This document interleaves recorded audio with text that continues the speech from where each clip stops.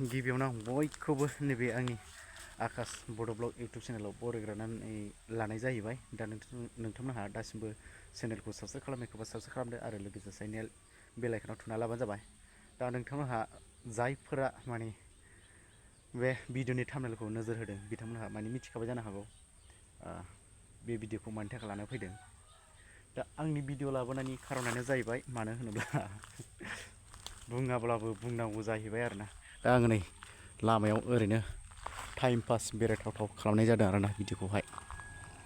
नै हाग्रा बंग्रा जोबलै जोंना लामायानो होननायसो जाहैबाय।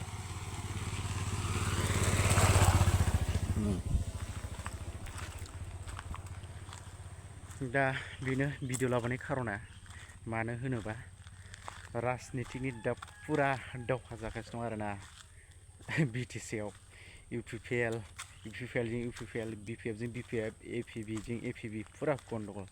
दा बिनि गेजेराव थाङै थुङै आं बुंनो नागिरना नैबेसो आरोना खोथाया। बुंनो थाङोबा UPPLआ बे इलेक्सनाव माने जेनगोनखौ रोखा नुहुरो आरोना। मानो होनोबा जेरैथिंबो बारा डेन्जार बिथांमोनहा जे गोदै गोदै बाथ्रा बुंनानै पाब्लिकफोरखौहाय जे माने बुरखायदोंमोन, पाब्लिकफोरनि मेगनाव हाद्रि सारनानै पाब्लिकफोरखौहाय ओरैबायदि सिनि सावसोबनाय बायदि सावसोबनानै दिनै बिथांमोनखौ दैहाब होबाय आरोना पाब्लिकफोरखौ UPPL सरकारा। दा बिनि थाखायनो बिथांमोननि सरकार बायहां बायहां जानानै दं आरोना। दा बुंनो थाङोबा माखासे समस्थिफोरावथ' अलरेडि जेननाय होननानै माने जेनबाय होननानै बिथांमोनखौहाय माने बुंनो हायो आरोना। ओरै सराइबिल समस्थियावबोथ' माने सै डेन्जार जानानै दङ दाजु सारजों आरो राजु सारजों।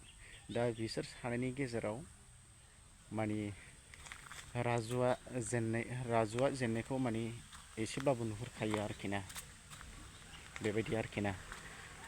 दा बेनो दा आं होआ नै ओरैसो होगोन ओमफ्राय दा माने मथा मथि UPPL पार्टिया जेनबाया माने रोखाखासै आरोखि ना। सराइबिल समस्थियाव माने जिउ जोबबाबो UPPL पार्टिया माने देरहानो हाखानाय नंखाया आरोखि ना। दस्रा समस्थिनिखौ आं बुंनो थाङा, माने सराइबिल समस्थियाव माने UPPL पार्टिया जेनखाबाय आरोखि ना, बेबायदि आरोना। मानो होनोबा दस्रा समस्थियावबो माने जेननोबो हागौ, मानो होनोबा बिथांमोनहा जेबायदि खोथा होदोंमोन सरकार दायनि सिगां, दा सरकार दाखांनानै उल्था जाजोब्बाय आरोना। गासिबो बिथांमोनहा जे गावसोरबायदि जेरैबायदि सिगां सरकार दायनि सिगां जेरैबायदि खोथा होदोंमोन बेबायदि बिथांमोनहा खोथा होनो हायाखिसै। दा बिनि थाखायनो माने गोबां पाब्लिकफोरा माने दुखु मोननानैजों लोगोसे माने पार्टि नागारनानै दिनै सोरबा BJP सोरबा APB सोरबा BPF बिदि हाबनो गोनां जाबाय आरोना। दा बेफोरबायदिनो दिनै बिथांमोननि वार्कारफोरबाबो माने बिबान गोनांफोरबाबो माने गासिबो ओंखारजोबनानै दिनै गुबुन गुबुन पार्टियावहाय हाबनो गोनां जाबाय आरोना। दा बिथांमोनहा माने गोबां जोंनि बर' रायजो राजाफोरखौ माने थगायनाय बायदि जादों आरोना। दा बे थगायनायनि फिथाइखौ बिथांमोनहा मोननो थांगासिनो दं, बे रोखा जानानै फैबाय आरोखि ना। दा बिथांमोनहा माने अलरेडि जेनखाबाय होननानै बुंनो हायो आरोना। दा बेनो, नोंथांमोनहा दा भिडिअखौ जुदि मोजां मोनोबा लाइक खालामदो, साबस्क्राइब खालामदो, लोगोसे सानि बेल आइकनावहाय थुनानै होबानो जाबाय। आं भिडिअ लाना फैबा नोंथांमोना नुनो हानाय बायदि।